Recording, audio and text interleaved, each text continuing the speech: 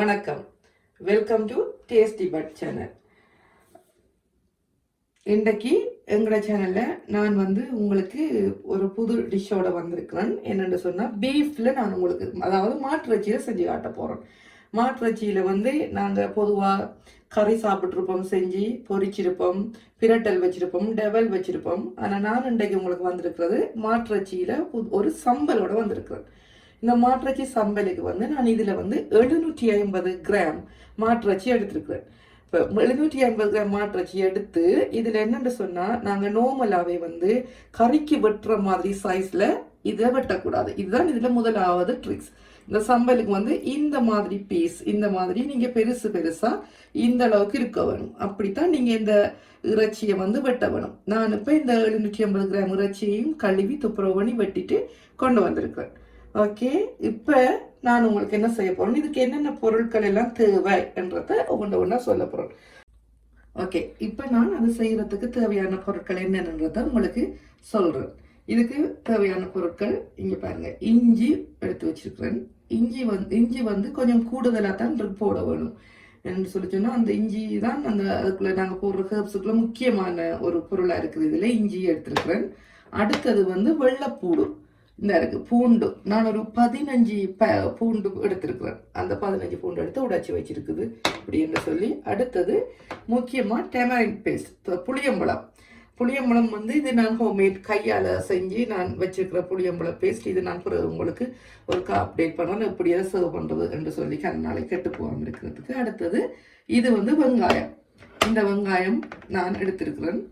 இப்படி 3 வெங்காயம் எடுத்திருக்கிறேன், எடுத்து வச்சிருக்கிறேன். அடுத்தது கோகோனட் அதாவது தேங்காய் ஃப்ரெஷ் தேங்காய் கிடைக்கிறவங்க ஃப்ரெஷ் தேங்காய் எடுத்துக்கொள்ளலாம்.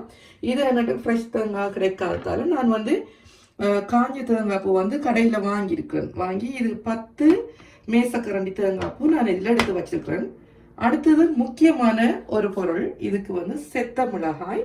நான் என்ன செஞ்சிருக்கிறேன், 20 செத்த மிளகாய் எடுத்து வெட்டி விதை நீக்கிட்டு நல்ல பாயிலிங் வாட்டர், நல்ல கொதிச்ச தண்ணியில் ஊற்றி 15 நிமிஷம் அதை ஊற வச்சு நான் மூடி ஊற வச்சிருக்கிறேன்.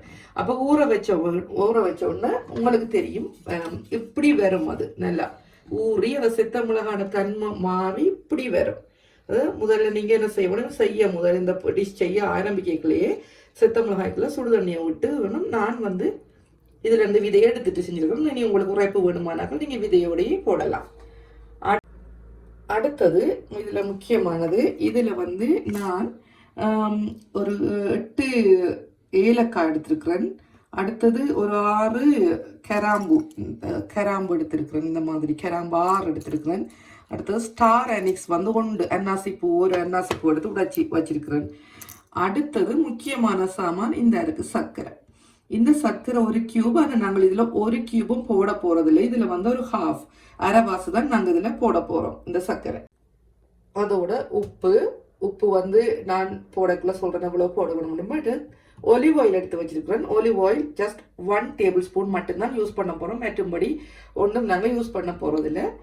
மற்றும் இது அரை கப் தேங்காய் பாலில் விட போகிறோம். அடுத்தது நாங்கள் என்ன செய்ய வேணும்னு சொன்னால், இந்த தேங்காய் பூ இருக்கு தானே, இந்த தேங்காய் பூவை இதில் போட்டுட்டு அதையும் நல்ல வடிவாக வறுத்தெடுக்க வேணும். நல்ல கோல்டன் கலர் ப்ரௌன் வர அளவுக்கு வறுக்க வேணும். அதை என்ன செய்ய வேணும், நீங்கள் ஃபுல்லாக ஹீட்டில் வைக்கக்கூடாது. அடுப்பு லைட்டாக மெதுவாக இருக்கிற மாதிரி வச்சுட்டு இப்படி வறுத்து கொள்ள வேணும். வறுத்து அது ஒரு கோல்டன் ப்ரௌன் கலருக்கு அந்த தேங்காய் பூ வேறும். இது ஃப்ரெஷ் தேங்காய் போட்டால் உடனே அது கோல்டன் கலர் வராது, கொஞ்சம் லைட்டாக வரும். இது வறுத்த ஏற்கனவே காஞ்ச பூன்னு சொன்னதால இது டக்கட்டு வரப்பட்டுரும். அதனால் இப்படி வறுத்து ஒரு கோல்டன் ப்ரௌனுக்கு நாங்கள் அதை கொண்டு வர வேணும். தீய விட்டால் கசக்கும். பிறகு சம்பல் தீயாமல் இருக்க வேணும். இப்போ நாங்கள் வறுத்துட்டோம். வறுக்கும் பொழுது உங்களுக்கு தெரியும், இந்த பதம் வரும் பொழுது வாசம் வரும். உங்களுக்கு தேங்காய் பூ வறுபட்ட ஒரு வாசம் வரும். அந்த நல்ல ஒரு வாசம் கொண்டு வரும் பொழுது இந்த மாதிரி கோல்டன் கலர் வரைக்குள்ள நீங்கள் என்ன செய்யணும்னா இறக்கிடணும். இறக்கி எடுத்துட்டு அதை திருப்பி வேறொரு பிளேட்லையோ ஒரு டிஷ்ஷில் மாற்றிக்கொள்ளுங்க.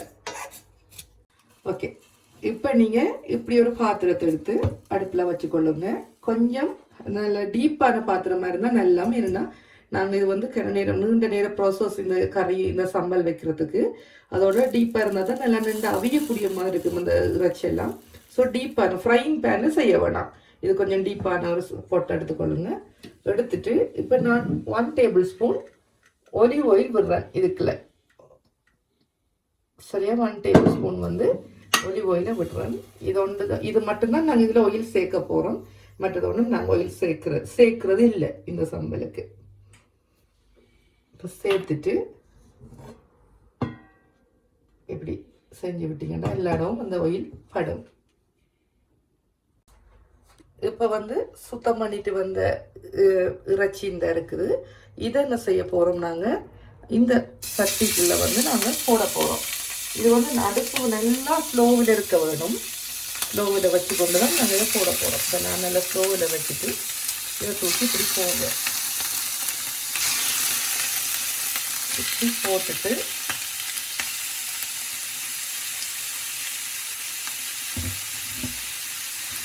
இப்போ ஒரு ஸ்பூன் ஒன்று எடுத்துட்டு இதை இப்படி மிக்ஸ் பண்ணி விட வேணும்.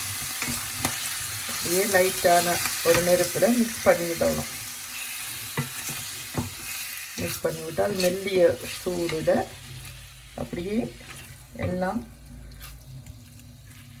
மிக்ஸ் ஆகி அது ஒரு லைட்டான ஒரு தண்ணி ஒன்றை வரும் அந்த இறைச்சியிலிருந்து. அதோடு சேர்ந்து ஒரு இது மாதிரி இப்படி எல்லா பக்கமும் இந்த ஒரு ப்ரௌன் கலர் மாதிரி ஒரு லைட்டான ஒரு கலர் ஒன்று வரும். அது இந்த மாதிரி வரும். அப்போ நாங்கள் இதுக்கு மூடியை போட்டு மூடி விட்டுட்டு வருவோம்.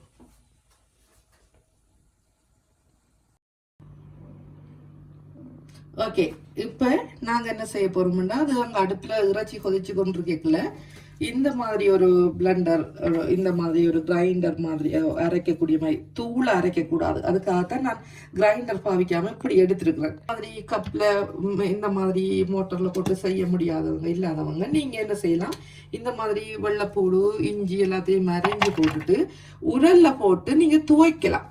துவைச்சிட்டு நீங்கள் எடுக்கலாம். துவைச்சி எடுத்தீங்கன்னு சொன்னாலும் அது வந்து ஒரு துவையல் மாதிரி வரும். அது பிரச்சனை இல்லை. ஆனால் அரைச்சி பட்டா நல்ல மைய அரைச்சிட்டு போடக்கூடாது. அப்போ இப்படி நாங்கள் எடுத்து எல்லாத்தையும் இஞ்சி பூண்டு வெங்காயம் இவ்வளோத்தையும் போட்டு அடுத்தது இதுக்குள்ள என்னத்தை போட போகிறோம்னு சொன்னால், நாங்கள் செத்த மிளகா, எங்களோட செத்த மிளகா நாங்கள் ஊற வச்சிருக்கோம் தானே, அதையும் இதுக்குள்ளே போட போகிறோம். அடுத்தது மஞ்சள் தூள் போட போகிறோம். இதுக்குள்ள இவ்வளோத்தையும் போட்டு நாங்கள் இதால் அரைக்க போகிறோம். செத்த மிளகாயும் போட்டுட்டு மஞ்சளும் போட்டுட்டு அரைச்சிட்டு உங்களுக்கு காட்டுறேன்னா. இருக்கு மஞ்சள் ஒரு டீஸ்பூன் அளவுக்கு போடுங்க. ஏன்னா அது மஞ்சள் கொஞ்சம் கூட இருந்தால் தான் நல்ல கலர் ஒன்று வரும். அதுக்காக மஞ்சள் இப்படி போடுறது.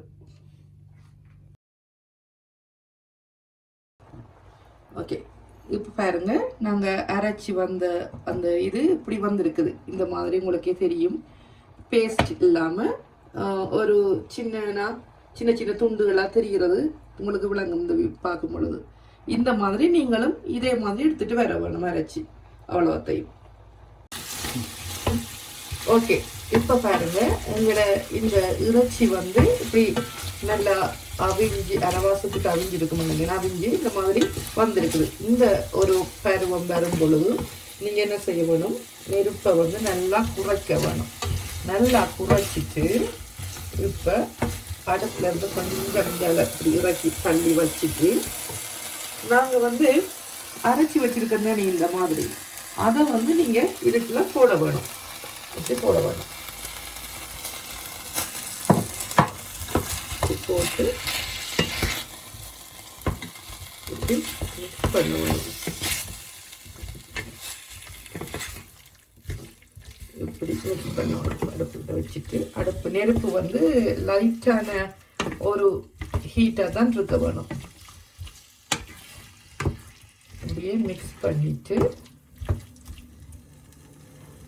உங்களுக்கு அந்த நாங்கள் இறைச்ச பேஸ்ட் வந்து இன்னும் நல்லா நிறைய வேணும்னா நீங்கள் எல்லாத்தையும் போடலாம். இல்லை அது கொஞ்சம் கூட மாதிரி இருக்குன்னு நினைக்கிறவங்க கொஞ்சத்தை குறைச்சி கொள்ளலாம். அது உங்களோட விருப்பம்.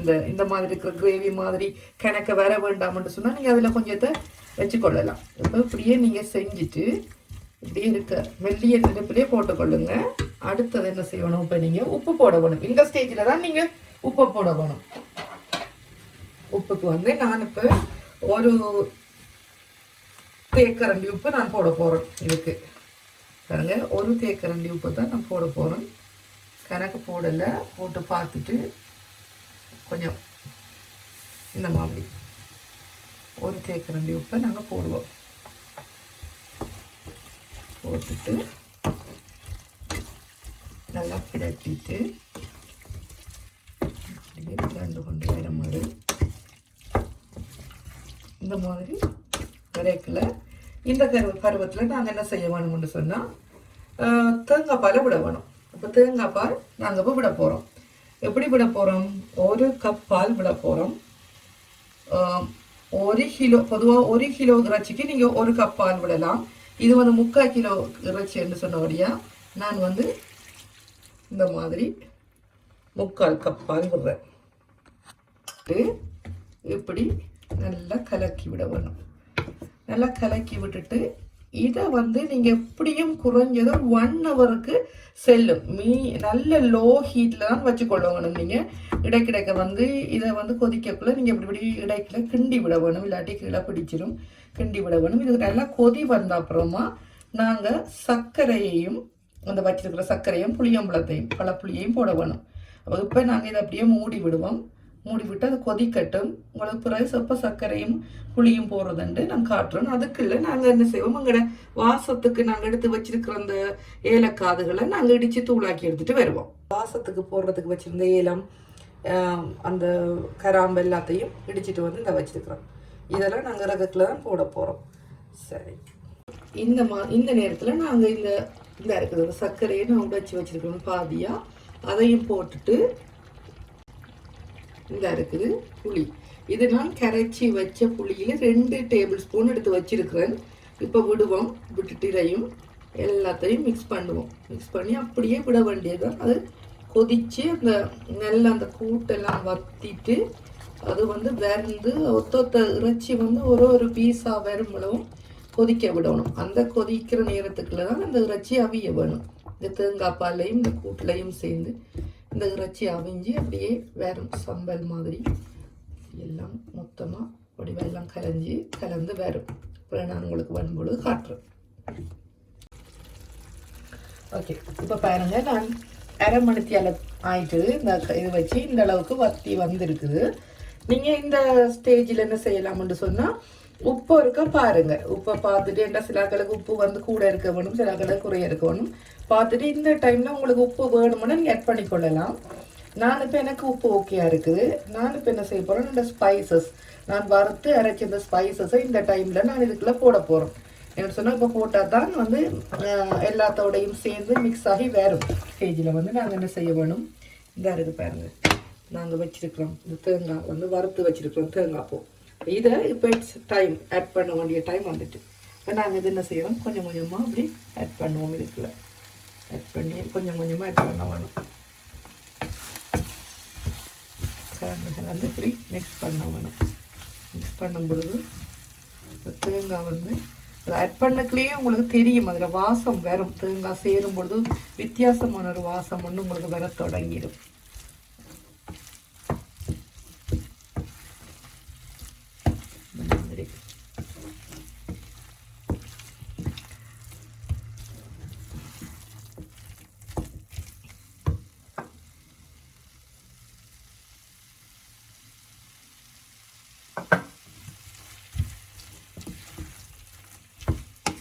சம்பல் வந்து இதுதான், அந்த இறைச்சியில பட்டு அப்படியே மிக்ஸ் ஆகி வர்றதுதான் சம்பல். அதைத்தான் நாங்கள் வச்சு சாப்பிட்றது. ஸோ இப்போ எங்களோட சம்பல் ரெடி ஆயிட்டுது. சரி, ஃபைனலாக எங்களோட டிஷ் வந்து ரெடி ஆயிட்டுது. இதுதான் நாங்கள் செஞ்ச பீஃப் சம்பல். நீங்களும் ஃப்ரெண்ட்ஸ் எல்லாரும் செஞ்சு பாருங்கள். செஞ்சு பார்த்துட்டு உங்களோட கொமெண்ட்ஸை வந்து எனக்கு நீங்கள் கீழே போடுங்க. அடுத்தது இந்த உங்களுக்கு பிடிச்சிருந்தா லைக் பண்ணுங்கள், ஃப்ரெண்ட்ஸுக்கு ஷேர் பண்ணுங்கள், சப்ஸ்கிரைப் பண்ணுங்கள். மறக்காமல் டேஸ்ட் பட் சேனலை சப்ஸ்கிரைப் பண்ணி உங்களோட ஆதரவை தாங்க. மறக்காமல் பக்கத்தில் இருக்கிற பெல் சிம்மில் நீங்கள் ப்ரெஸ் பண்ணுங்கள். அப்போ தான் நாங்கள் போடுற வீடியோ உங்களுக்கு வந்து உடனே வரக்கூடிய மாதிரி இருக்கும். தேங்க்யூ ஃபார் வாட்சிங்.